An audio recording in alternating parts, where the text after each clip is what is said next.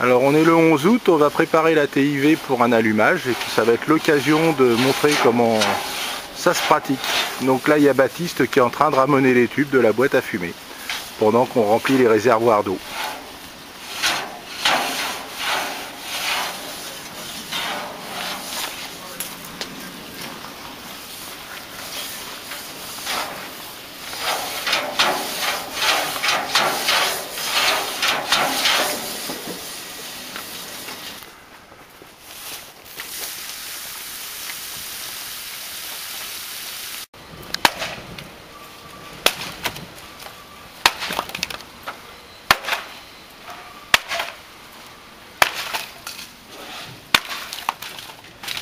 Donc là on prépare l'allumage, on met du papier, on peut mettre des chiffons avec du gasoil, ce que l'on veut.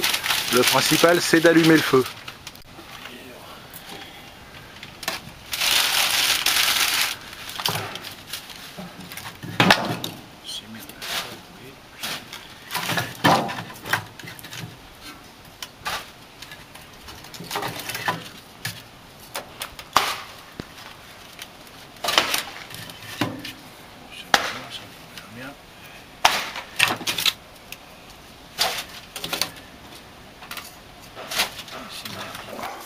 Ne pas oublier d'ouvrir la cheminée, le tirage est meilleur.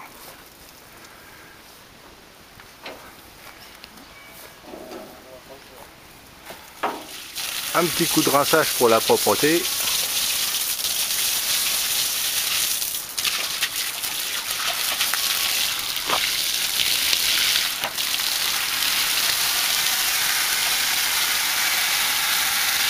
Allez, on va fermer la porte de boîte à fumer.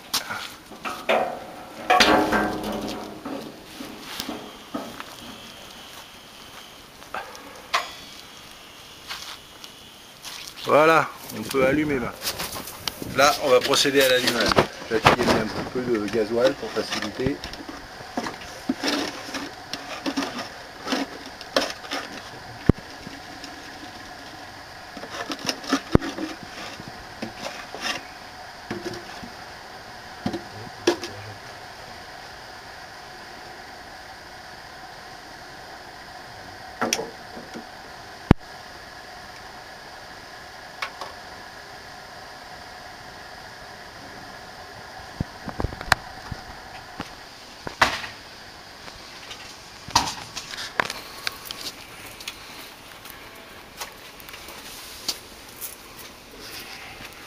Et voilà, c'est parti pour environ 2h30 de chauffe.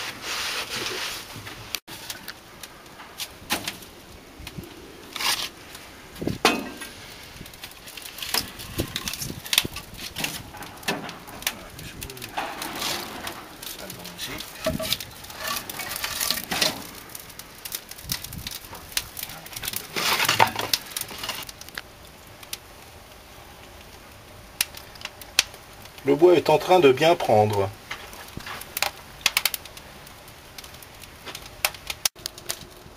Avant d'allumer, bien sûr, on s'est assuré que le niveau d'eau était bon dans la chaudière. Donc la partie sombre, c'est l'eau, et la partie claire dans le niveau représente la partie restante. Donc là, pour l'instant, c'est pas de la vapeur, mais tout à l'heure, ce sera.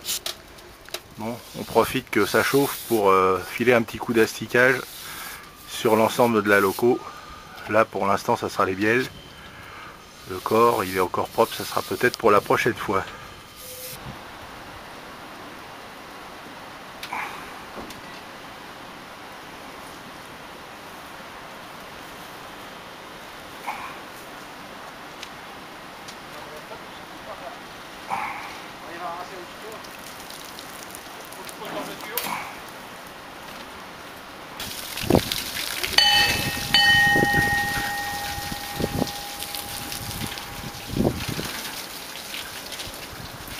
Un petit coup de nettoyage, ça fait jamais de mal. Là, on gratte le feu, fait tomber les braises et la cendre surtout. Et on va mettre du charbon.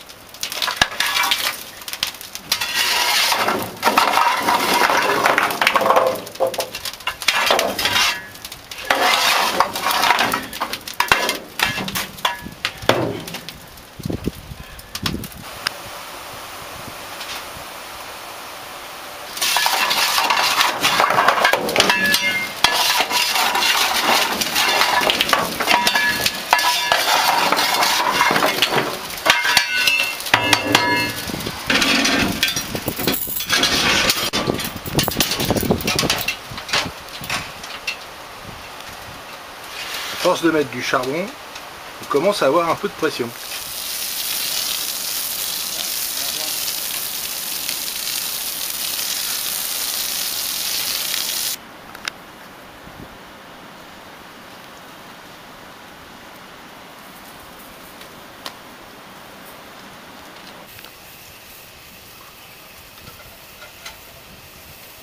Ah, c'est le moment du graissage, il y a presque 4 kg de pression.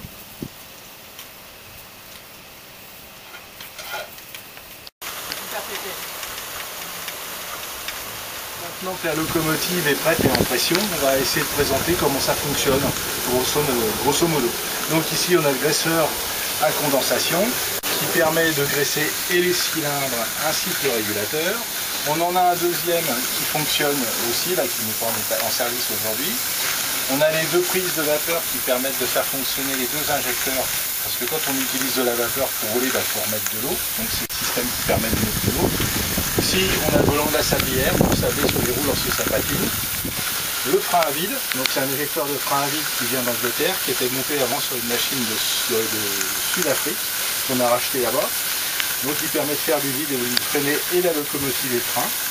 Et donc le principal se trouve ici. Donc si on a le volant de changement de marche, ça ne sert pas à tourner, mais ça sert à passer en marche avant ou en marche arrière. Donc sur ces machines, c'est inversé. Pour passer en marche avant, on recule.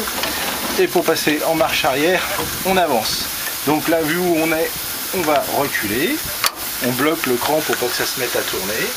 Et ici, on a cette grande tringle métallique qui s'appelle le régulateur. Lorsqu'on l'ouvre, on voit de la vapeur dans les cylindres et permet de fonctionner. Voilà, la machine part tout doucement. C'est très souple, contrairement à ce qu'on peut penser. Voilà. Alors après, là c'est le charbon qui tombe. Après, on peut réguler la mission de vapeur avec le volant en montant un peu. Ça, en roulant, on consomme un petit peu moins de vapeur et on va plus vite. Voilà. Sommairement, c'est ça. Donc là, on va faire un petit tour jusqu'au bout de la voie.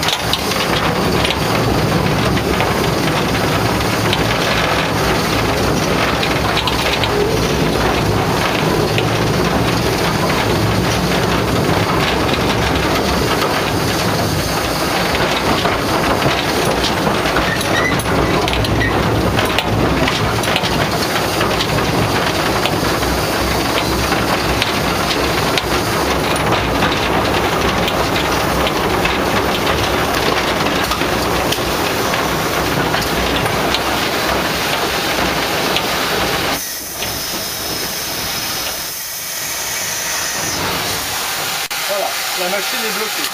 Là, on va repartir en marche avant. Donc on inverse, c'est ce qu'on appelle renverser la vapeur. On se cale. Instrument impossible à oublier dans une locomotive à vapeur, le sifflet qui est là, déconnecté. Voilà. Donc c'est l'avertisseur sonore. C'est dans le film, comment dirais-je, Monarque la tête et compagnie. C'est le touche pas, ça petit con. Donc après on desserre le frein et la locomotive repart. Là simplement son poids suffit pour qu'elle descende.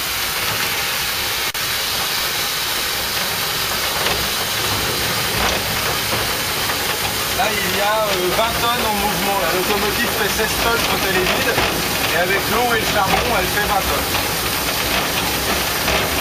Inutile de vous dire que l'été comme aujourd'hui il n'y fait pas froid.